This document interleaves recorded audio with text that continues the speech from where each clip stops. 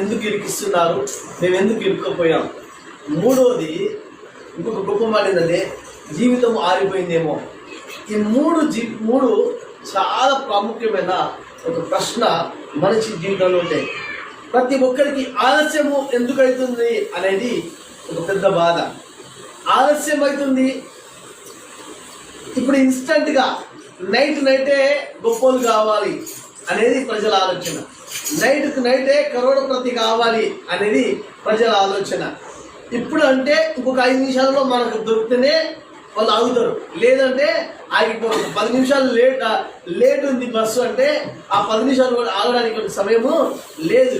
ఎందుకు ఆలస్యం అవుతుంది? జీవితంలో ప్రార్థిస్తున్నాము, చర్చికి వస్తున్నాము, ఆరాధిస్తున్నాము, దేవుని సొంతం మొరపెడుతున్నాము, దేవుని వాక్యాన్ని వింటున్నాము, వాక్యానుసారంగా బ్రతుకుతున్నాము. ఆలస్యం ఎందుకు? ఆలస్యం